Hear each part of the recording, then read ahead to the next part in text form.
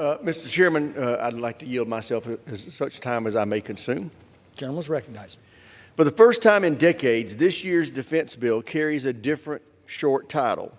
It's the Service Member Quality of Life and National Defense Authorization Act.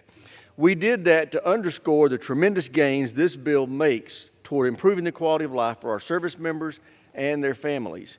No service member should have to live in squalid conditions. No military family should have to rely on food stamps to feed their children. And no one serving this country should have to wait weeks to see a doctor or mental health professional. But that's exactly what many of our service members are experiencing, especially our junior enlisted personnel. This bill goes a long way toward fixing that. It includes a 20% pay raise for junior enlisted. It expands allowances for housing and food and improves the cost of living calculation.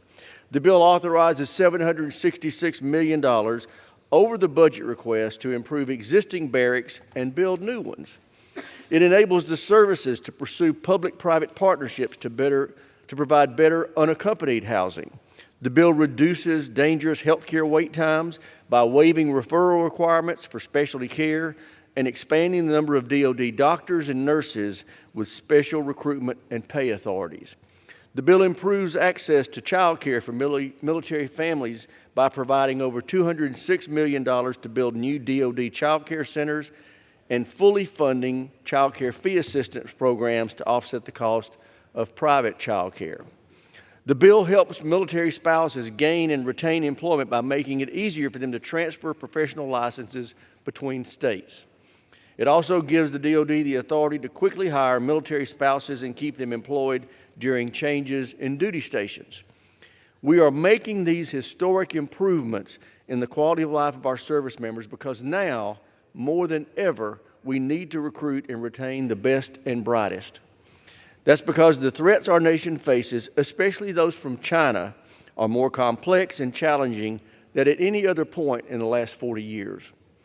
To deter those threats, the FY25 NDAA reforms acquisition authorities and fosters private sector innovation to speed the fielding of game-changing new technologies that will give us the advantage in a conflict with China. It strengthens our security partnerships with Taiwan and Pacific allies.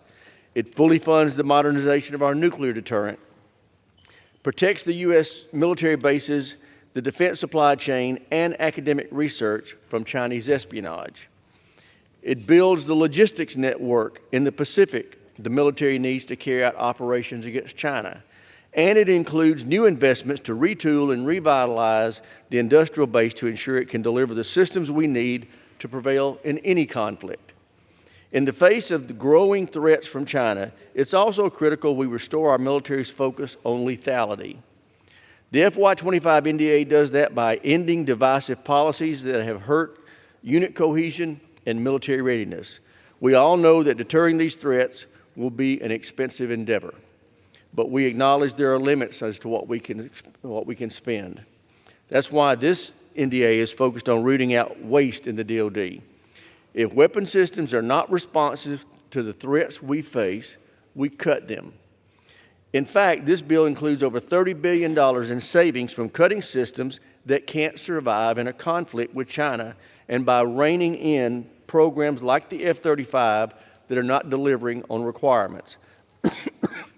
I want to thank the ranking member and his staff for their tremendous work in putting this bill together. This is a truly bipartisan bill. It passed out of committee 57-1. It executes on hundreds of hours of bipartisan oversight conducted by members and staff over the past few months. It will help revitalize the defense industrial base. It will build the ready, capable, and lethal fighting force we need to deter China. And it will provide historic improvements in the quality of life of our service members and their families.